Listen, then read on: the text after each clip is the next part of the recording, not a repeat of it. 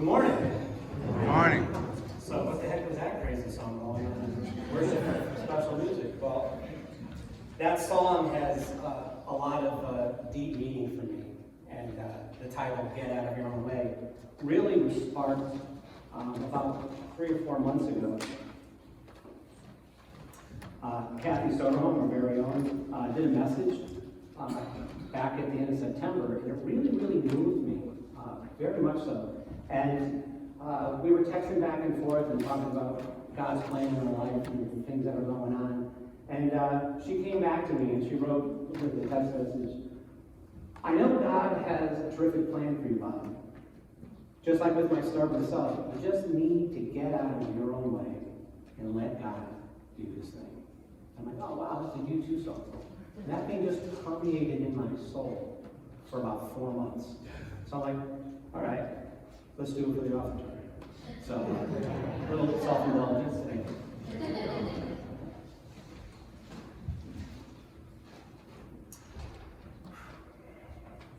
So, today, I want to give you some background and context. We're continuing in our series on parables. And these are the parables with Jesus, and there's many of them in the Bible. But in the New Testament, I want to put some framing here around Matthew 25.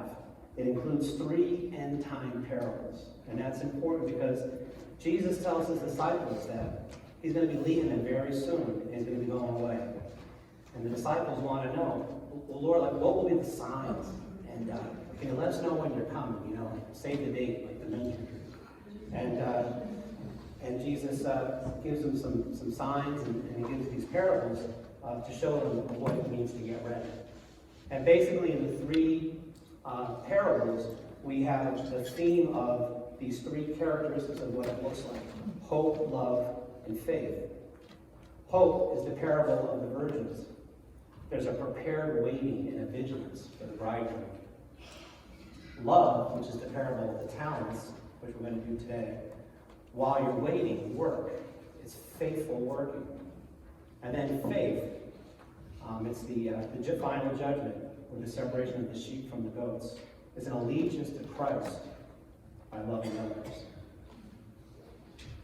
The talents parable is intended for Jesus' disciples and our faithfulness to what the Master has entrusted to us. In short, our faithful response to a generous God. As I look at this parable, the story has 3 really clear movements. There's distribution of talents, there's action, and there's a settling of accounts. The master goes away on a journey, and he entrusts a portion of his estate to 3 servants. Then the master goes away on a journey. The servants with the 5 and the 2 talents invested their talents immediately. But the servant with the 1 talent dug and hid the talent in the ground. Now, after a long journey, the master comes back to settle accounts.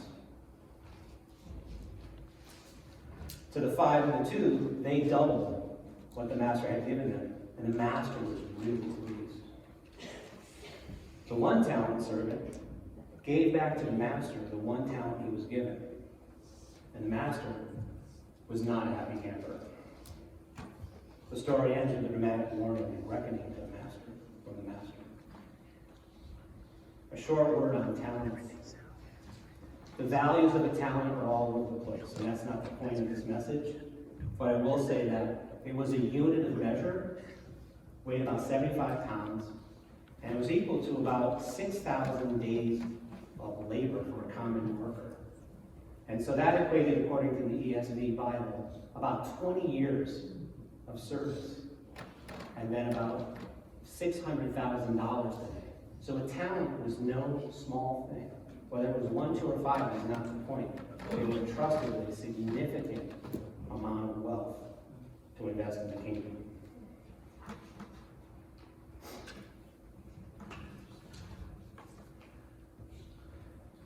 Matthew 25, 14 to 30, the parable of the talents. I've highlighted in red to kind of show things I'm going to be focusing as we go through. I'm also not going to read straight through. We're going to take it piece by piece.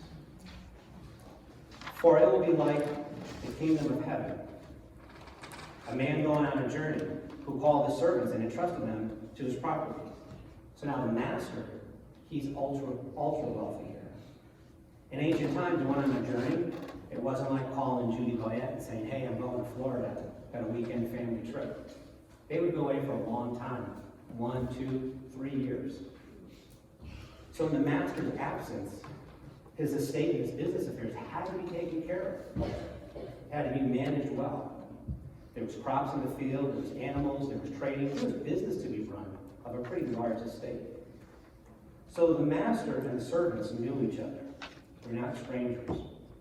And he entrusted them with a significant amount of money. The master owns it all, yet he's generous. To the one he gave 5 talents, to another 2, and to another, each according to his ability. Then he went away. The master discerns his servant's ability to entrust the talents. We need to understand the difference between real ability and perceived ability. And it's vital to the teaching of this parable. We need to ask ourselves, who gave us this ability? Well, it's God. In 1 Corinthians 4:7 it says, for what do we have that we did not first receive? God is the giver. We're to be responsible and faithful. We're not all equal with our talents. They're all unique and varied from the kingdom. We're not to compare or be envious of other people's talents. We need to trust our good master. Next, the master went away with the full expectation that the servants were capable of fulfilling the work. They were in stewardship mode, like we are today. We're handed the keys to the estate. He who has received the 5 talents went at once and traded them and made 5 talents more. So also, he who had the 2 talents made 2 talents more. Both immediately knew the master's expectations, took action, and traded. No hesitation, they acted and they were faithful. But he who had received the 1 talent went and dug in the ground and hid his master's money. The word but is a pivot point here and a contrast in the story. Notice that he went, he dug, he hid. Those are all recessive verbs versus the other servants. Now, after a long time, the master or the servants came and settled accounts with them. So settled accounts is an Old Testament term, but it's really like today the master really wanting to have joy with what's been done and saying like, hey guys, how'd you do? How'd we do? Come. It's not to be punished or to fear, but it's an opportunity to please our master. And he who had received 5 talents came forward, bringing 5 talents more, saying, Master, you delivered me 5 talents. Here I have made and worked 5 talents more. So the servant came forward with joy. Master, look what I faithfully have done. His master said to him, well done, good and faithful servant. You've been faithful over a little. I will set you over much. Enter into the joy of your master. There's 3 reward statements here. There's praise-filled approval from the master. He will entrust them now with more responsibility. The master's joy is the future messianic banquet in heaven. Carrie talked about being in heaven and at the banquet and the joy and the breaking bread. This is part of the reward. And he also, who had the 2 talents, came forward saying, Master, you delivered me the 2 talents here. I have made 2 more. His master said, well done, good and faithful servant. You've been faithful over little. I will set you over much. Enter the joy of the master. The master makes identical statements between the 5 and the 2. It's about multiplication. Comparing returns was not as important. It was the faithfulness in utilizing your gifts and potential to the full. That's what we're to do with our talent. He also had received one talent, came forward. Master, I knew you would be a hard man, reaping where you did not sow, and gathering where you scattered no seed. So I was afraid, and I went and hid your talent in the ground. Here, what is yours? So he came forward, not with joy. We all must come forward to settle accounts with the master. With responsibility comes accountability, which is not really popular today. The servant uses the master's name actually in vain, if you read closer. He sees the master as hard, cruel, and unjust. He's not faithful to the master. There's no remorse. There's no Scooby-Doo moment. Ruh-roh. It ain't happening. The word knew. The servant has no evidence that he's a hard man about the seed. He makes a false assessment. He has gift envy over the other servants' talents, that they receive more. He feels entitled, and he says to himself, I got cheated. Can we relate? The hard truth, the cause is greater than us. It's not about you, it's not about me, but the kingdom. Thus he creates his own false narrative about the master. The master's not hard. In fact, he's kind. If the master had given the one talent servant more than one talent, then that would have been hard. That would have been cruel, because it would have set him up for failure and frustration. He only gives us what he wants to use for us in that time. And with that, he will be with us, and he will grow it, and there will be more talents to be used for the kingdom. He's not going to over-ask when he gives it and expect things. That would be unjust. So the servant doesn't know the master's heart, and he makes excuses. Then the servant, he acts out of fear. Fear manifested into laziness and poor stewardship. Whereas the opposite is love. So perfect love drives out all fear. But his master answered him, You wicked and lazy servant, you knew that I reap where I do not sow, and gather where I scatter no seed. He feels like he's in a courtroom, not a welcoming home. The master uses his own words to convict the servant. He doesn't even allow the false narrative to include the word hard. If you notice, it's omitted, whereas the other two is exactly word for word. And he sarcastically uses the word new. It's like this. Like, really? Even if I played that game, that I'm hard and unjust, still it's no excuse not to do anything with the talent that I gave you.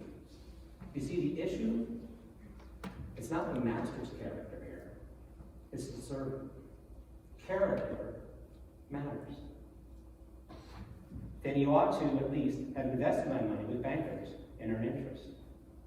In the Old Testament, it was customary that you would take your talent or treasure and you would hide it. But the reason that it was put there was for a specific purpose, and it was for safekeeping, not investment. The master's expectation here clearly is not that. It's not for safekeeping. So it should have been at least investment. So take the talent from him and give it to him who has the 10 talents. For everyone who has, more will be given. You will have an abundance. But the one who has not, even what he has will be taken away.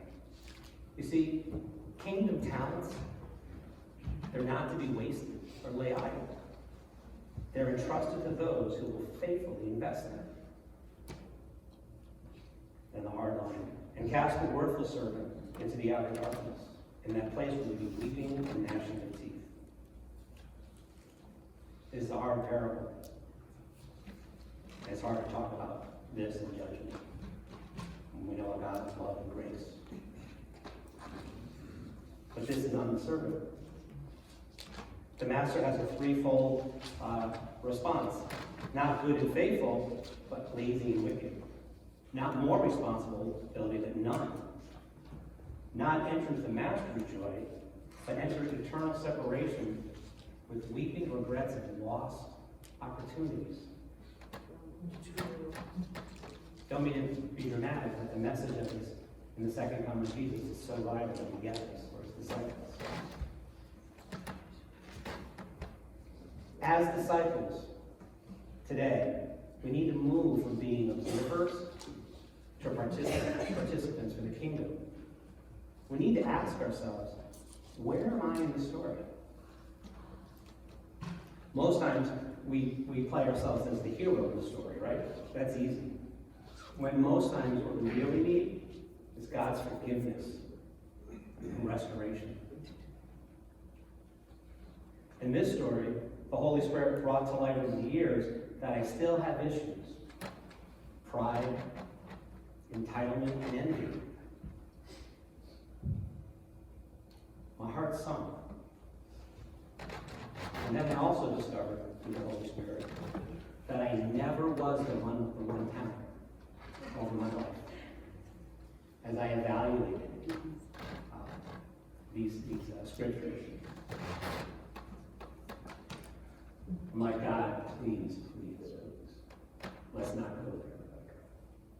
So today I have a corporate confession. Confession is not just private with you and God. We're supposed to take it to our brothers and sisters to be accountable to each other, knowing that in love and grace we can become closer and we can be moved to be closer with the Lord, the community. But this fall, my thoughts and actions were very much like the servant with the one talent. In November, my class at school went on a spiritual retreat, and I brought there my one certain heaviness in spirit, fear, doubt, anxiety about the future. And then in December, Gary comes to me and says, "Hey, Bob, we're doing a preaching series on the parables." And I felt compelled to do the one on the talents. I mean, that's nuts. That's really nuts. Crazy God, this was not a coincidence. But with it came a journey to the desert. And it would be, and it was, excruciating. To be really transparent in this confession, the first 3 weeks of February really sucked for me. I was really down. I couldn't get out of my own way, as the song says. I was in a dry season, only externally focused. Work, money, talent, envy. I was convicted. You see, I let my guard down. I lost intimacy with the Master and his heart. And then out of the fear and anxiety, I created my own false narrative about God. You're a hard master. And on the inside, I played the pouting and the blame game. You see, I let the enemy gain a foothold. Satan can only gain ground if we let him. Satan seeks to hurt God by working to alienate, separate, and destroy us as God's children. If we hear nothing else, we must keep our child of God identity and not give ground to the devil, the enemy's orphan spirit. We're children of the living God who's won. We're not orphans. He's been defeated. And we stand in the blood of Jesus. So this fear manifested into action. I hid my talent in the ground. So where could I shut out the world? And how did I spend my evenings? Are you ready? I can get really, really deep. And I can get really, really wide. There you go, front and center. You can laugh. Go ahead. Relax, guys. I tried to hide myself by watching Hallmark movies. I even got Christmas socks from the Hallmark channel. Can't make this stuff up, right? Being real. Bearing it all out here. So Kim and I watched a Hallmark movie one night, but I stayed up late afterwards, really, really late, to watch just one more. Because I wanted to stay in that safe place. But then, I had my God encounter. You see, we can't hide from the Master. Remember Jonah and Nineveh? God found me. And he came alongside me in love and compassion during that movie. Doesn't have to be grandiose. It's real life. The movie was called Journey Back to Christmas. And it has, you can see in the lower right corner, DJ. Do you remember DJ from Full House? Right? Everybody knows DJ, right? Come on. All right, give me some love. All right. So DJ is now all grown up, big girl, and this is all about going into the back, into the past.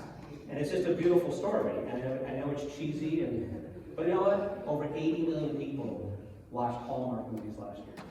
So I'm not alone. And yet the story has a key phrase that just hit me. So think about it. I'm in my jammies. I'm watching this movie. It's as cheesy as it gets. And that's where God saw me.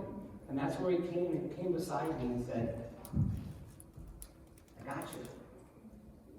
And this line, because I was feeling insignificant, like the enemy tells us. And so I have this picture here of the ripples in the pond. And the phrase was, not exactly on the screen, even the smallest stone creates a ripple in the water. And in that moment, my heart swelled. God was speaking through this little phrase about a stone skipping across the pond, making ripples. Then I got a hold of myself. I'm like, Bobby, get a grip. Turn this thing off. Get to bed, and tomorrow, you better get to work. So, I went to bed, but it was restless. I was back and forth, and here I am dreaming and wrestling. I've got all these things. I'm preparing for the sermon. I've got all this stuff. I'm thinking about the scriptures. I'm thinking about this movie. I'm thinking about preaching up here. All of these things in life and what's going on tomorrow. And as I'm tossing and turning and all this stuff is going on, you know, it's like I got DJ in my head. And I'm like, DJ, please, get out of here. And if that wasn't enough, here comes Uncle Jesse. And I've got the famous, have mercy.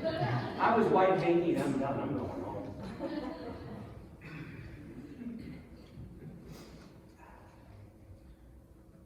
So this Hallmark movie really, really moved me. So now I'm stuck in the middle of a Hallmark Full House conundrum. I can't get out of it. So I'm tossing and turning, and I'm not sleeping. But here's the really hard part, yet beautiful. It's around 3, 4 o'clock in the morning. God wouldn't let me go. He used it with my defenses down. I had a profound encounter with the living God. It wasn't in a theology book. It wasn't in class. It wasn't in a study of all wonderful things. It was this crazy, silly encounter where he met me where I am.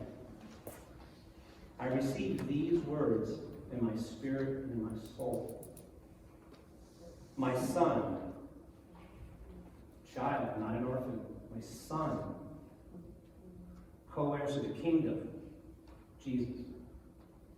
You know that you love me. I know it, that you love me. But you've been acting out like the servant of the one talent. And your heart is far from me. Don't remain stuck. You remain in me, and I in you.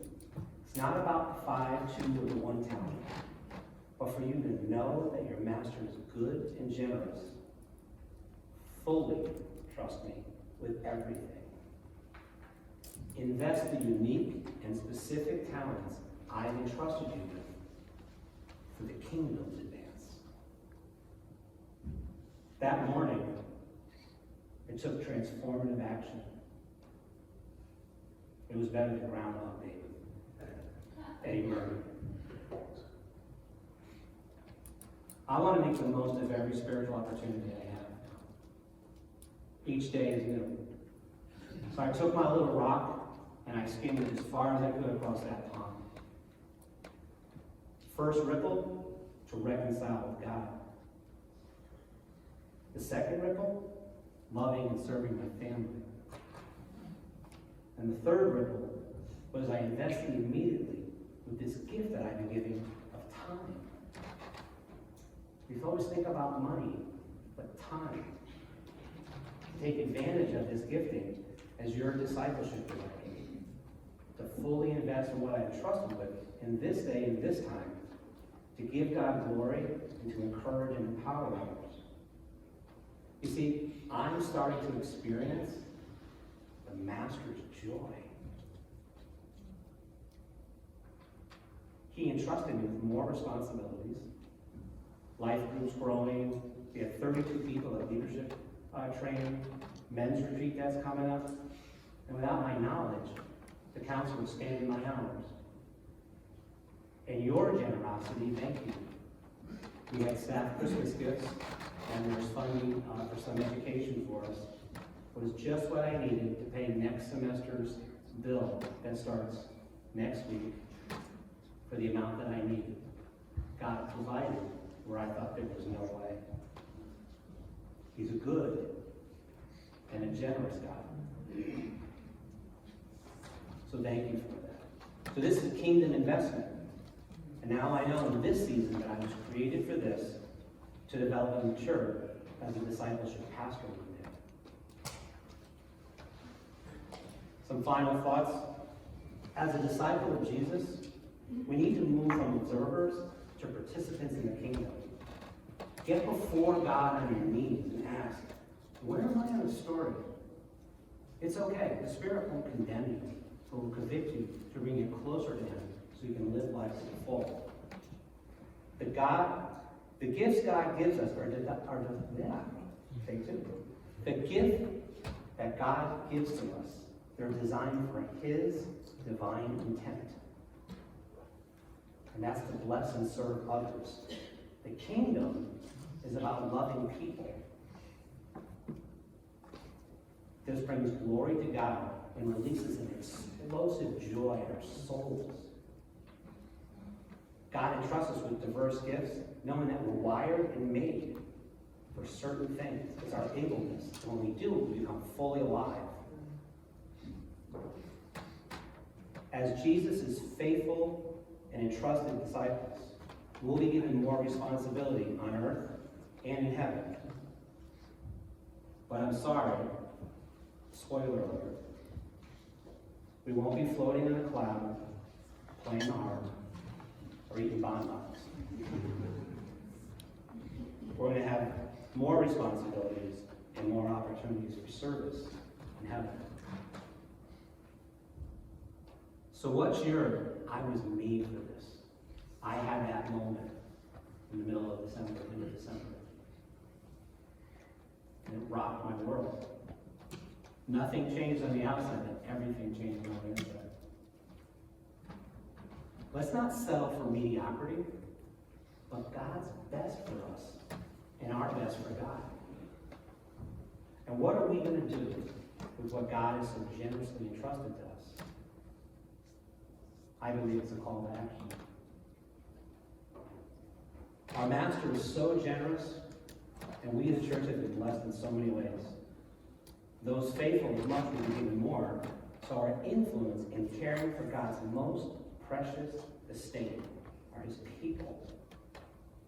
To grow in proportion and measure to our faithfulness to what He's entrusted with us right here and now. My church family, we were born for this. Let's continue to glorify God, be that city on a hill, to be light, overcoming the darkness of this world until our Master Jesus comes home. Be ready. What is our faithful response to our a generous God. And may God have all the glory.